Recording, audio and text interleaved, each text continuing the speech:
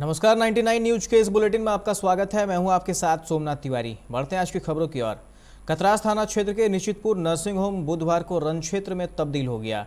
फिर दोनों ओर से मारपीट शुरू हो गई, जिसमें कई लोग घायल हैं। घटना के बाद जेएमएम नेता कारू यादव सड़क जाम कर धरने पर बैठ गए। बताया जाता है कि महिला मरीज के इलाज में लापरवाही का आरोप लगाते हुए जेएमएम नेता कारू यादव शिकायत करने नर्सिंग होम पहुंचे थे, जहां नर्सिंग होम संचालक डॉक्टर उमाशंकर और जेएमएम नेता कारू यादव के बीच विवाद शुरू हो गया। देखते ही देखते विवाद इतना गहरा गया कि मामला मारपीट में तब्दील हो गई, जिसके बाद जेएमएम नेता कारू यादव और उनके समर्थक राहुल चौक को जाम कर धरने पर बैठ गए। घंटों सड़क जाम रहने के बाद डीएसपी निशा मुर्मू मौके पर पहुंची और प्रदर्शनकारियों से बातचीत की। साथ ही यह आश्वासन दिया कि मामले की जांच कर उचित कार्रवाई की जाएगी। आश्वासन के बाद जाम हटाया गया। दोनों पक्षों ने एक दूसरे पर मारपीट का आरोप लगाया है।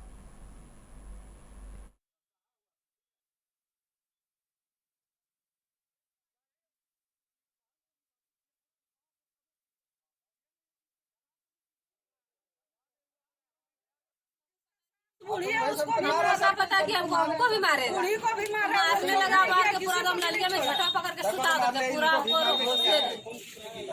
हमारे बेटिया अगर ऐसे से छुए तो हमारे बेटियों को रेड टिप दल के तो पूरा ऐसे फिर तब वो अंदर जाके से पूरा कर गए पूरा ऐसे नहीं होगा। फिर कौन मार रहा था? कौन मार रहा था? पूरा हो गया।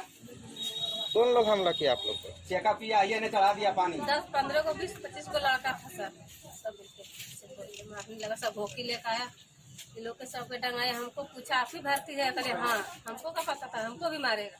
मारने लगा, पूरा झपड़ झपड़ से मारा, पूरा लली में फेंक दिया ऐसे उठा के, पूरा हम अंधेरा हो गया, उसको सुझाइए नहीं दे रहा। मेरा लड़किया था वो निकाला, चिल्लाने लगा, मेरा लड़किया के उसको भी नहीं रटिया से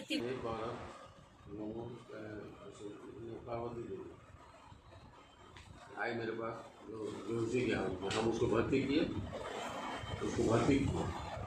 उसके बाद भर्ती करके हम ऊपर अभी गए ही थे, तब तक मैं हमारे स्टाफ फोन किया कि देखिए ना वो लोग आदमी आते हैं हमारे, तो हम तुरंत नीचे तो हमारे साथ भी हाथापाई किया और हमारे स्टाफ के साथ तो मिसबिहेव कर ही रहा था। किन लोग थे? जो वहाँ स्टाफ की मीना देवी, नाइट गार्ड था, मेल स्टाफ था, 2-3 मेल स्टाफ और था, उन सबके साथ हाथापाई कर रहा था। तो हम बोले कि तुम क्या कर रहा है सर? तो हमारे साथ भी हाथापाई कर दिया वो। ये कौन था हाथापाई करने वाला? कारू यादव। हम तो बोला कि हमको पहचानते नहीं, हमको एकदम काट दिया। हम रंगबाज हो गए, लेकिन अस्पताल में रंगबाजी नहीं करना चाहिए। सुबह में ये सूचना मिली है कि निश्चितपुर में उमाशंकर जी का हॉस्पिटल है, वहाँ पे दो पक्ष, एक तो पेशेंट पार्टी और दूसरा हॉस्पिटल के कर्मचारी के बीच में मारपीट की घटना हुई है। उसी के विरोध में सड़क जाम किया गया था और आगे जो घटनाक्रम है वो उसके बाद एक एफआईआर भी किया गया है हॉस्पिटल कर्मचारियों और डॉक्टर के ऊपर। तो हम लोगों ने एफआईआर दर्ज कर दिया है और उसके बाद आगे की जो कार्रवाई है वो किया जाएगा। फिलहाल जो सड़क जाम की स्थिति क्या है अभी? सड़क जाम अभी खुल गया है। जो विक्टिम पार्टी थे उन्हें हम लोगों ने आश्वासन दिया है कि जल्द से जल्द कार्रवाई की जाएगी। जिन लोगों ने उनके साथ इस तरह से मारपीट किया है उनके विरुद्ध में एफआईआर किया। तोपचांची के दुमदुमी सीमाटाण गांव के तालाब के पास बुधवार को झाड़ियों में पेड़ से टंगे एक अज्ञात व्यक्ति का शव बरामद किया गया है। शव मिलने से क्षेत्र में सनसनी फैल गई। ग्रामीणों ने बताया कि अहले सुबह शव को देखा गया है। इसकी सूचना विधायक एवं मुखिया को दिए, जिसके बाद पुलिस को सूचना दी गई। शव की पहचान अभी तक नहीं हो सकी है। शव से काफ़ी दुर्गंध आ रही थी। अंदाज़ा लगाया जा रहा है कि 3-4 दिन पहले किसी ने इसकी हत्या कर शव को पेड़ से टांग दिया है। मौके पर पहुंची तोपचांची पुलिस शव को कब्जे में कर पोस्टमार्टम के लिए धनबाद भेज दिया है और मामले की जांच में जुट गई है।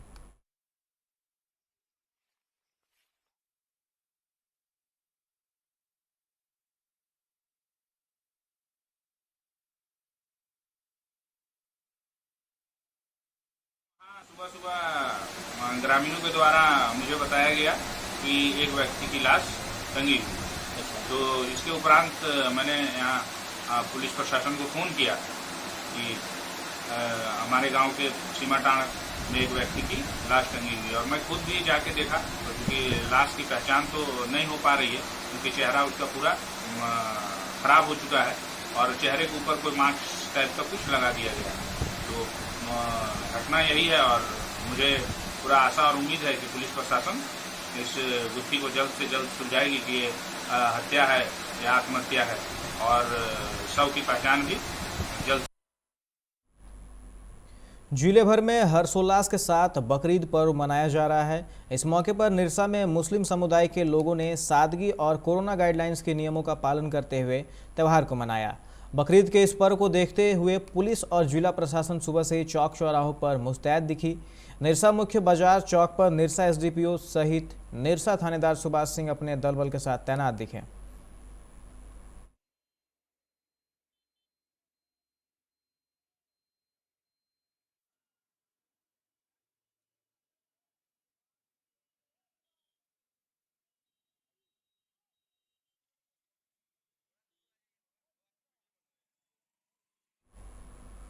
धनबाद रणधीर वर्मा चौक पर एनसीसी के कैडरों ने बुधवार को शहीद रणधीर प्रसाद वर्मा की प्रतिमा की साफ सफाई की है। एनसीसी कैडर ने बताया कि बुधवार को प्रतिमा तथा चौराहे की साफ सफाई की जा रही है। उनकी कोशिश है कि प्रत्येक महीने प्रतिमा तथा चौराहों की साफ सफाई की जाए।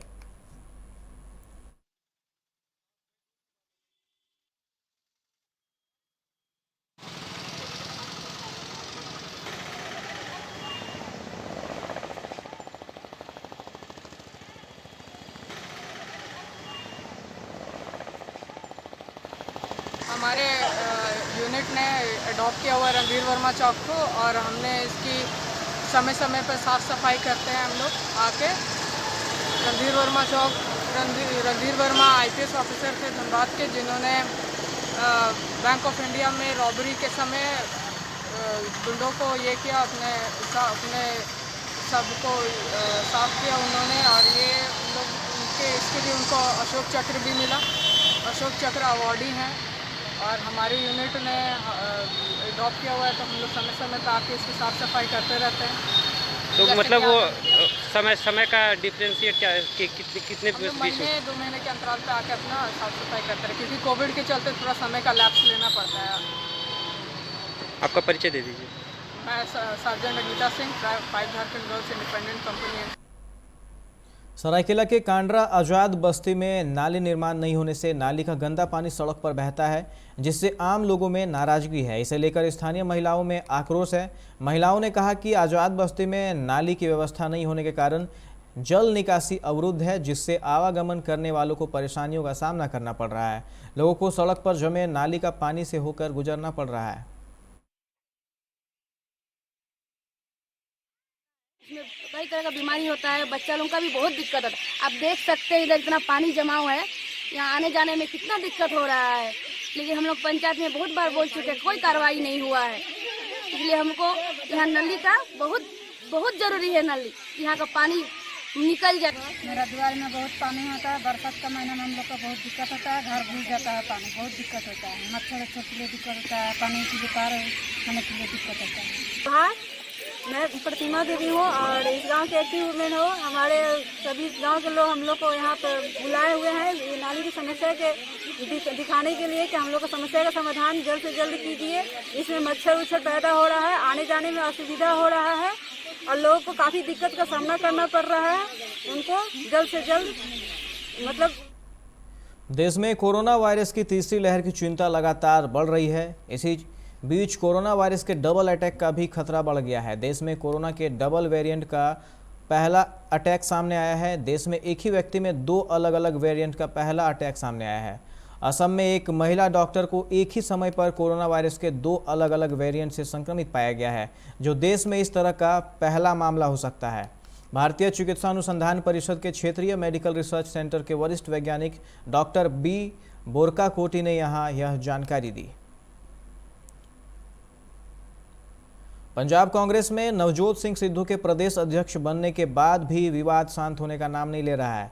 पंजाब में कांग्रेस में 2 फाड़ की नौबत पैदा होती जा रही है। मुख्यमंत्री कैप्टन अमरिंदर सिंह और सिद्धू के बीच विवाद कम होने के बजाय बढ़ता ही जा रहा है। कैप्टन अमरिंदर अब भी नवजोत सिंह सिद्धू से मिलने को तैयार नहीं है। सिद्धू कैंप की ओर से यह कहा गया कि उन्होंने कैप्टन से मिलने का समय मांगा है। इसके तुरंत बाद कैप्टन अमरिंदर की ओर से कहा गया कि सिद्धू ने कोई समय नहीं मांगा है और उनके सार्वजनिक रूप से माफ़ी मांगने के बिना मुलाकात का कोई सवाल नहीं है।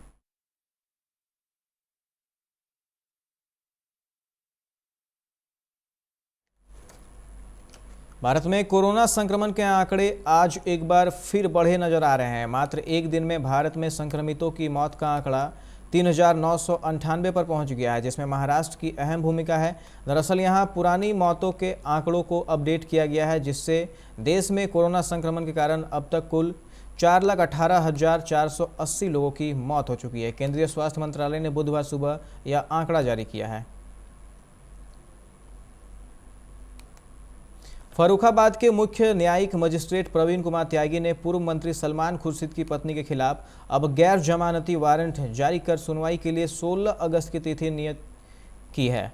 बताया जा रहा है कि वर्ष 2009-10 में दिव्यांगों के उपकरण वितरण के कैंप दिखाकर लाखों रुपये हड़पने के आरोप में पूर्व विदेश मंत्री सलमान खुर्शीद की पत्नी पूर्व विधायक लुइस खुर्शीद व doctor Zakir Hussain memorial trust के सचिव के खिलाफ CBID ने रिपोर्ट दर्ज कराई थी।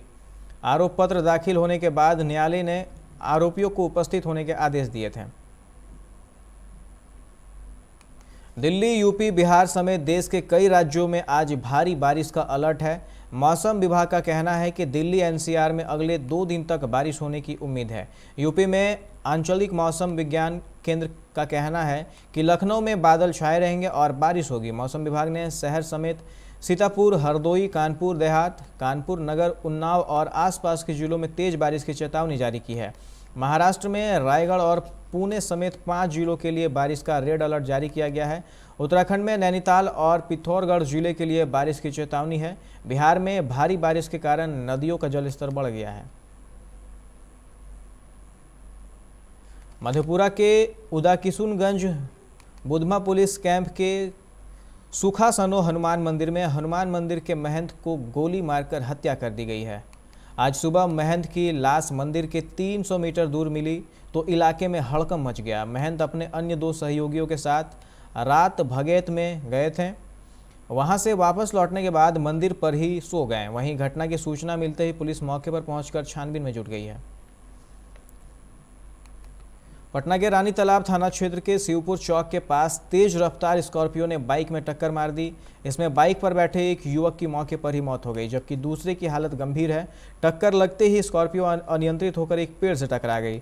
टक्कर इतनी जबरदस्त थी कि स्कॉर्पियो में आग लग गई। हालांकि स्कॉर्पियो में सवार 3 लोग भाग निकले। गया के बोधगया थाना क्षेत्र के निरंजना नदी से आज सुबह एक मिठाई कारोबारी का शव बरामद हुआ। मिठाई कारोबारी के शव को नदी के पानी में औंधे मुंह गिरा देख स्थानीय लोग सकते में आ गए। लोगों ने बताया कि मृतक की बोधगया के गांधी चौक पर मिठाई की दुकान थी। सूचना मिलते ही स्थानीय थाने की पुलिस मौके पर पहुंची और शव को कब्जे में ले लिया। औरंगाबाद के कजपा नदी के ईंट भट्ठा के समीप बालू का एक अवैध कारोबार रोकने पहुंची रफीगंज थाने की पुलिस पर माफियाओं व उनके गुर्गों ने हमला कर दिया। इसके अलावा हाथापाई और दुर्व्यवहार भी किया गया। पुलिस को डराने के लिए उन लोगों ने फायरिंग भी की। हालांकि पुलिस ने अवैध बालू लदे 3 ट्रैक्टरों के साथ 2 लोगों को गिरफ्तार करने में सफलता हासिल की है।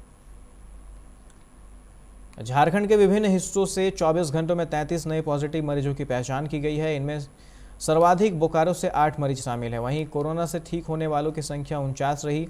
अब पूरे राज्य में 320 एक्टिव केस बचे हैं। वहीं सावन में देवघर बाबा मंदिर में श्रद्धालु इस साल भी पूजा नहीं कर सकेंगे। श्रावणी मेले में देवघर और बासुकीनाथ मंदिर में श्रद्धालुओं की भीड़ रोकने के लिए अंतर्राज्यीय सीमा पर चेकपोस्ट बनेगा। सिमडेगा के कुसुम बांध नौलखा पुल के पास भालू के हमले से एक वृद्ध गंभीर रूप से जख्मी हो गए। हमले के बाद भालू भाग निकला। बुजुर्ग घुरती रथ मेला देख अपने घर वापस आ रहे थे और इसी बीच यह घटना हो गई। भागलपुर में नेशनल टेस्टिंग एजेंसी की ओर से आयोजित JEE मेंस 2021 के तीसरे सेशन की परीक्षा शुरू हो गई और सुबह पहली पाली में बरारी के ब्याड़ा परिसर स्थित TCS केंद्र पर परीक्षा देने पहुंचे छात्र के मित्र दिव्यांशु कुमार की ठनका गिरने से मौत हो गई।